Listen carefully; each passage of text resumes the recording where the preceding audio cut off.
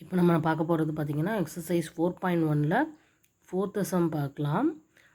Question என்னன்னு பார்த்தீங்கன்னா, த adjoining pie chart, okay, ஒரு பை சார்ட் இருக்குது, gives the marks scored in an examinations by a student in Hindi, English, Maths, Social Science and Science.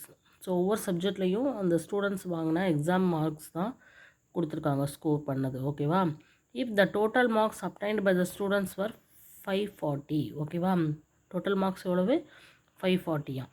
So answer the following questions. ஓகேவா? Okay, இப்போ இதை பார்த்தீங்கன்னா தெரியும், ஒவ்வொரு சப்ஜெக்டாக கொடுத்துருக்காங்க. சோசியல் சயின்ஸில் 65, சயின்ஸில் 80, ஹிந்தியில் 70, இங்கிலீஷில் 55, மேக்ஸில் 90 அப்படின்னு சொல்லி கொடுத்துருக்காங்க. இப்போ நான் என்ன கொஷின் கேட்டிருக்காங்கன்னு பாருங்கள். In which subject did the student score 105 marks? 105 mark, அதாவது 105 மார்க்ஸ் வந்து எந்த சப்ஜெக்டில் வந்து வாங்கியிருக்காங்க அப்படிங்கிறது தான் கேட்டிருக்காங்க. சரியா? ஆக்சுவலாக நல்லா நோட் பண்ணிங்கன்னா, இங்கே கொடுத்துருக்கிறது எல்லாமே வந்து மார்க்ஸ் இன் டிகிரியில் கொடுத்துருக்காங்க. ஓகேவா? 90 டிகிரி, 65 டிகிரி, 80 டிகிரி, 70 டிகிரி, 55 டிகிரின்னு சொல்லி ஸோ டிகிரியில் கொடுத்துருக்காங்க. அதுக்காக தான் நம்மளுக்கு கிண்ட் கொடுத்துருக்காங்க. For 540 marks the central angle equal to 360 டிகிரின்னு இருக்கும். அப்போ ஸோ ஃபார் 105 மார்க்ஸ்னால் what is the central angle? இதுதான் கான்செப்ட். ஸோ அதுக்கு நம்ம எப்படி ஆன்சர் பண்ணலான்னு பாருங்கள். ஃபஸ்ட்டு சம்க்குரிய ஆன்சர் பாருங்கள். சென்ட்ரல் ஆங்கிள் ஃபார் 105 தான், அதாவது 540க்கு 105 வாங்கியிருக்காங்க. டோட்டல் 540 மார்க்ஸுக்கு அவங்க வாங்கினது 105. ஸோ அந்த ஆங்கிளாக மாற்றுறதுக்காக 360ஆல் மல்டிப்ளை பண்ணியிருக்கோம்.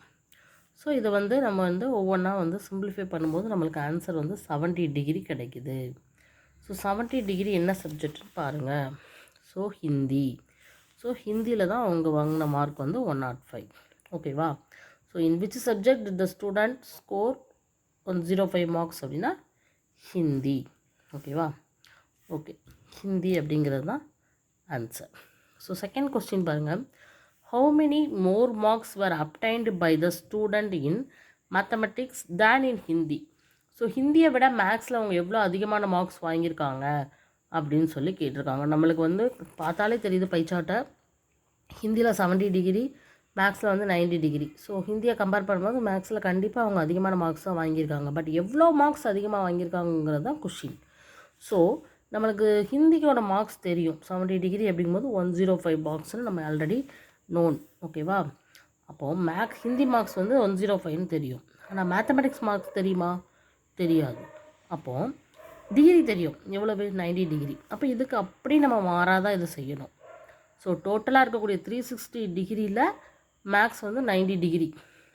அப்போ அதை மார்க்காக மாற்றணும் அப்படின்னா 540 மார்க்ஸ் டோட்டல் மார்க்ஸுங்கிறனால 540ஆல் மல்டிப்ளை பண்ணுறோம். இங்கே மார்க்ஸை ஃபேக்ஷனாக எழுதிட்டு ஆங்கிளாக மாற்றுறதுக்காக 360 டிகிரியால் மல்டிப்ளை பண்ணோம்.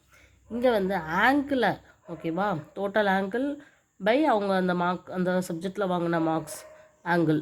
ஸோ அந்த ஆங்கிளை ஃப்ராக்ஷனாக எழுதிட்டு நம்மளுக்கு கன்வெர்ட் டு மார்க்ஸ் அப்படிங்கிறதுனால டோட்டல் மார்க்ஸால் மல்டிப்ளை பண்ணுறோம். இப்போ இதையும் நம்ம சிம்பிளிஃபை பண்ணோம் அப்படின்னா 135 மார்க்ஸ் வருது. ஸோ மேக்ஸில் வாங்கியிருக்கிறது 135 மார்க்ஸ், ஹிந்தியில் 105 மார்க்ஸ்.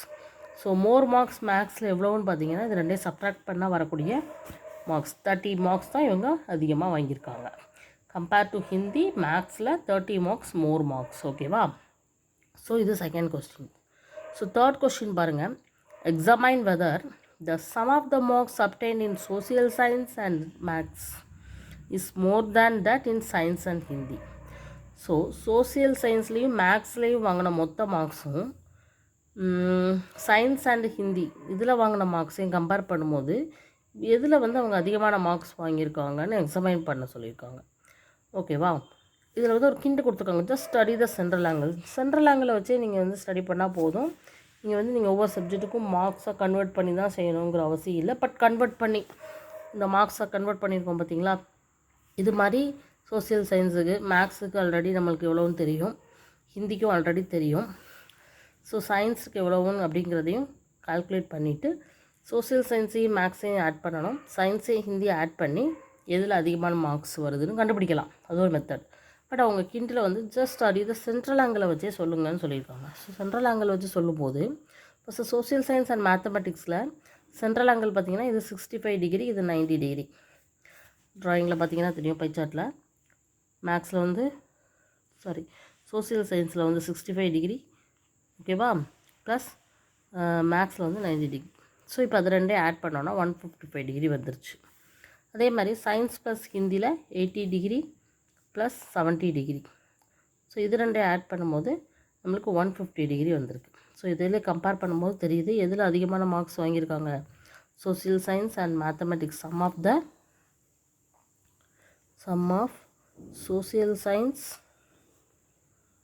அண்ட் மேத்தமெட்டிக்ஸ் தான் அதிகமான மார்க்ஸ் ஸ்கோர் பண்ணியிருக்காங்க அப்படிங்கிறது நம்மளுக்கு இதிலேருந்து தெரியுது. ஓகேவா, ஸோ இதுதான் ஆன்சர். இந்த சம் இப்படி தான் செய்யணும். ஸோ இது ஒரு ஈஸியான சம் பார்த்துக்கலாம். ஓகேவா, தேங்க்யூ.